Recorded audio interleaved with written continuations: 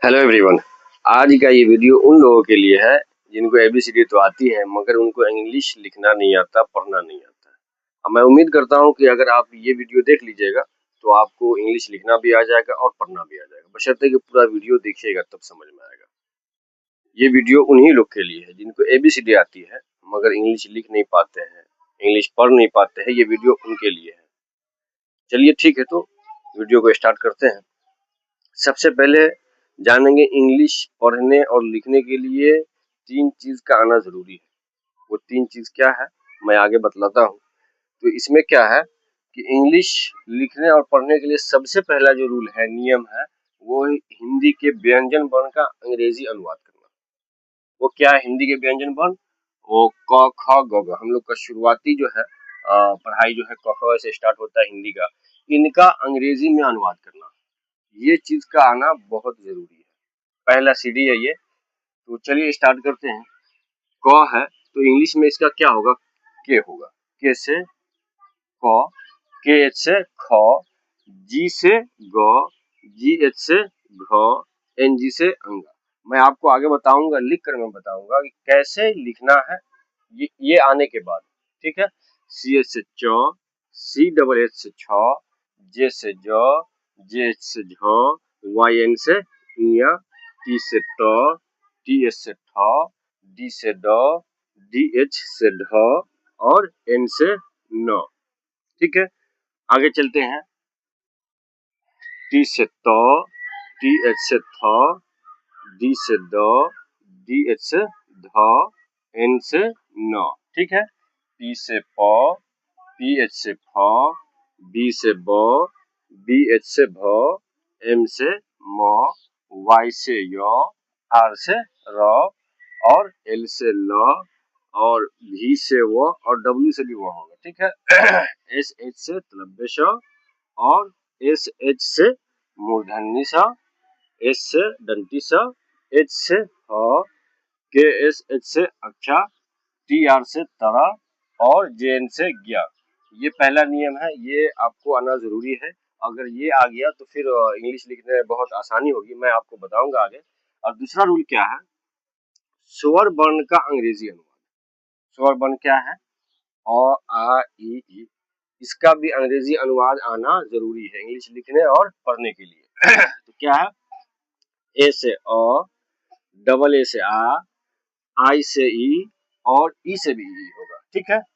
आई से ई, double E से ई, you से ऊ, यू डबल ओ, यू से भी ओ होगा और डबल ओ से भी ऊ होगा। ठीक है।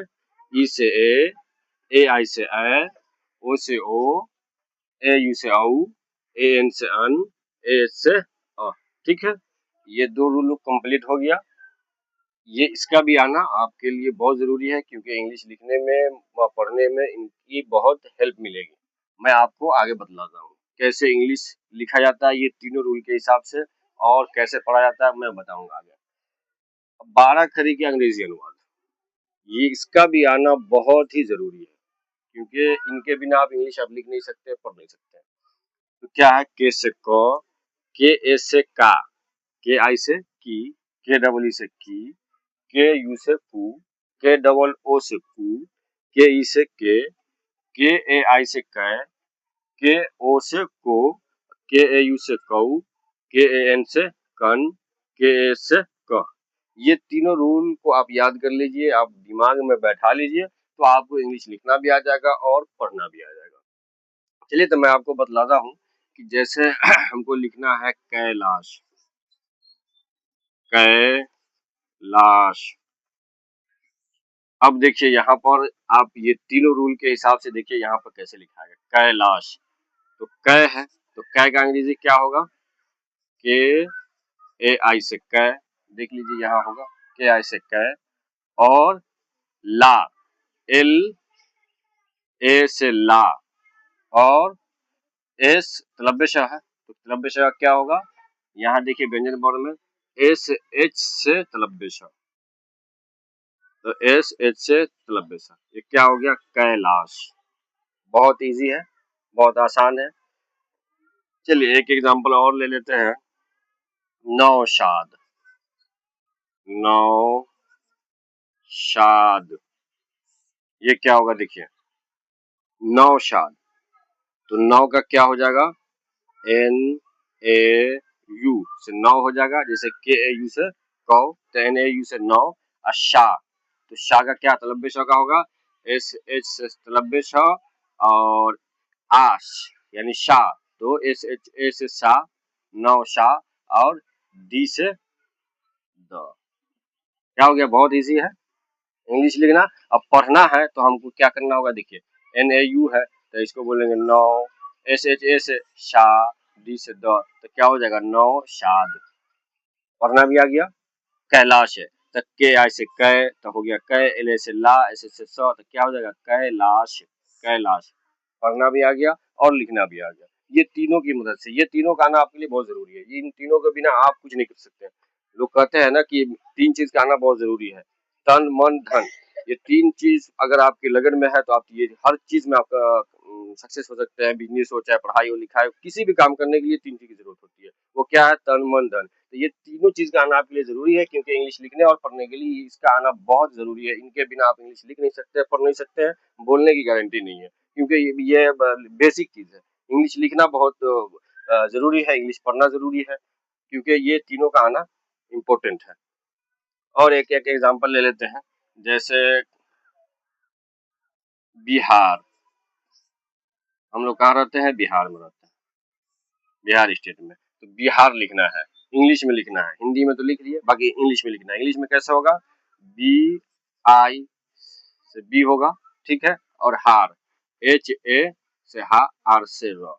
आर से क्या हो जाएगा, र होगा, HA से हा होगा, जैसे के से का, आर से र, तो क्या होगा, बिहार। बिहार का इंग्लिश में क्या होगा, BI से बी, HA से हा, आर से र, क्या होगा, बिहार। क्या हो जाएगा, बिहार। और एक स्थान का और नाम ले लेते हैं, जैसे कोलकाता। कोलकाता, कोलकाता, इसको इंग्लिश में लिखना है, जैसे हिंदी में लिख लिया कोलकाता।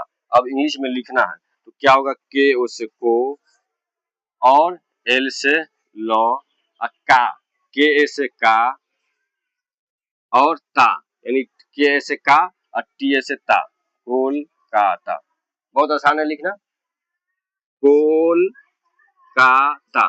के ओ से को, एल से लो, के ए से का, टी ए से ता, कोलकाता। आप बहुत आसानी से आप लिख सकते हैं, बशर्ते कि ये तीनों चीज का आना आपके लिए जरूरी है। चलिए तो फिर मिलते हैं नेक्स्ट क्लास में। आज की वीडियो यहीं पर खत्म करते हैं।